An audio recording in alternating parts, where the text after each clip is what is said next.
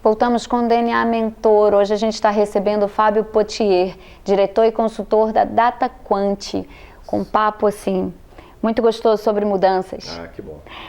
Fábio, existem duas ênfases no seu trabalho que me chamaram muito a atenção.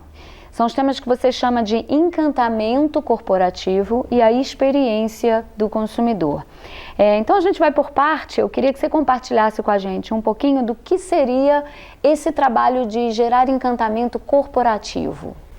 Sim, encantamento corporativo e experiência do consumidor, eles estão muito ligados, tá? Só que o encantamento corporativo, a gente começa a pensar no consumidor de uma forma diferente. Como eu citei no outro bloco, o cliente de hoje, ele não quer ser mais um, ele não quer fazer parte de uma massa. Ele quer ser um indivíduo com personalidade, com expectativas. Eu gosto muito desse termo, tá? Expectativa, porque tudo na nossa vida é expectativa. E a nossa expectativa, ela pode ou não ser atendida. Existe entre o serviço ideal e a expectativa do cliente uma zona de tolerância, né? Só que o ideal é que a gente não fique navegando na zona de tolerância, é que a gente supere essa expectativa.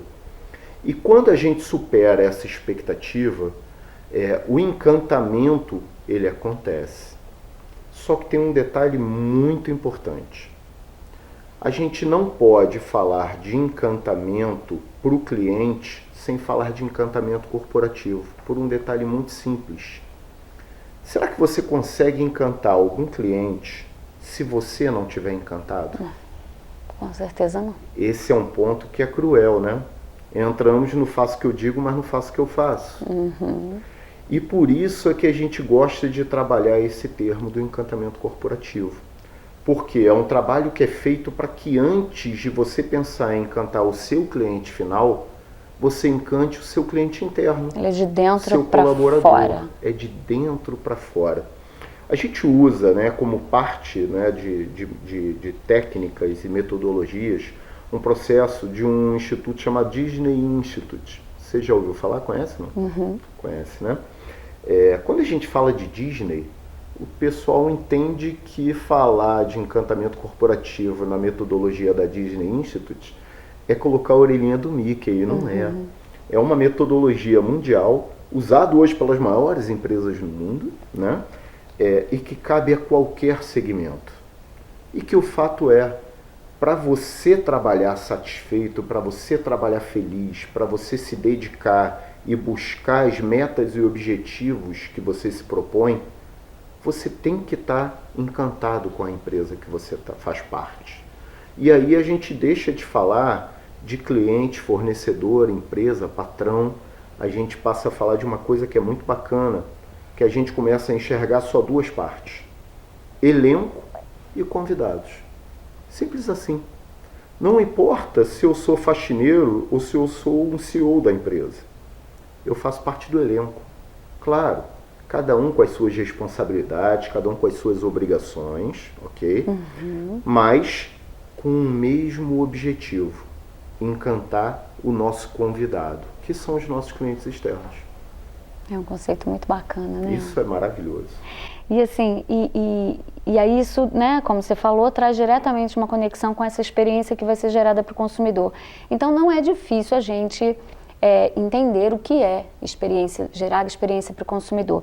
Mas o que eu queria entender e compartilhar um pouquinho com o nosso telespectador é como gerar essa experiência. Por que isso é tão importante? Por que hoje, mais do que satisfazer uma necessidade de alguém, né, de um cliente, nós precisamos gerar experiências positivas? Qual é o ganho disso? É muito importante que a gente tenha isso em mente, tá? Por quê? Porque o cliente de hoje, ele não quer somente o produto. Ele quer o efeito que esse produto vai causar na vida dele. E para isso, a gente consegue ter uma série de ações, já entendido que há um encantamento, é enxergado pelo cliente, pelo convidado, o diferencial. A gente começa a entender que quanto maior é o diferencial, maiores são as expectativas do cliente.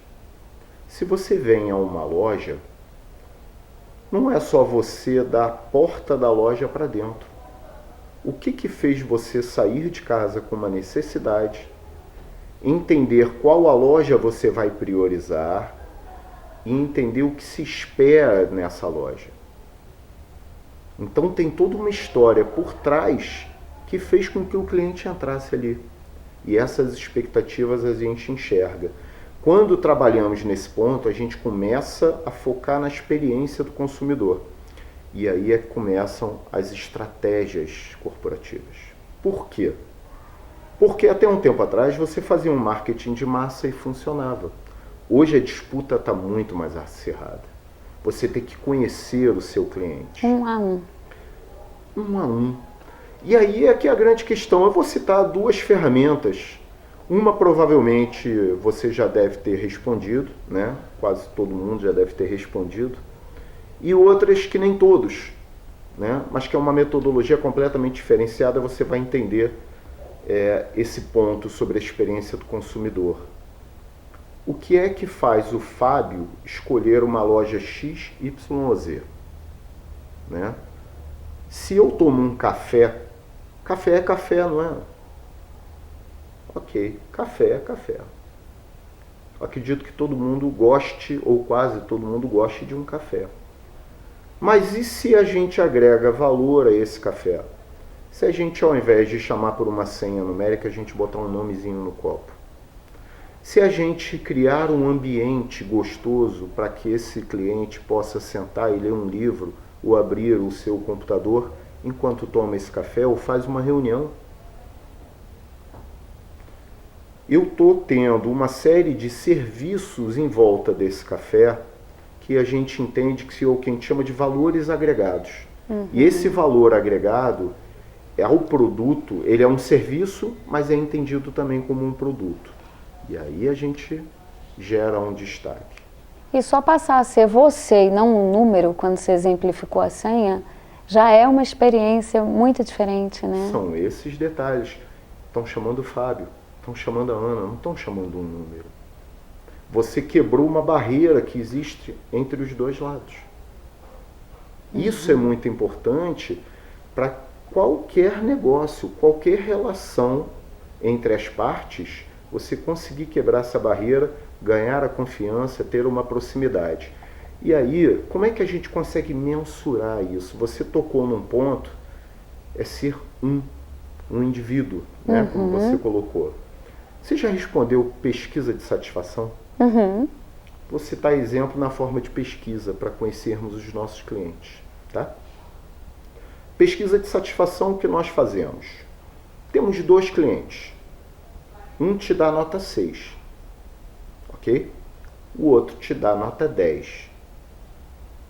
Qual é a média que eu tenho na minha pesquisa de satisfação? 8. 8. É uma boa nota? Para satisfação é. É, né? Excelente. Só que se a gente parar para pensar, eu tenho 50% dos meus clientes que estão extremamente insatisfeitos. De 2, um deu nota 6. Esse cliente, ele não volta.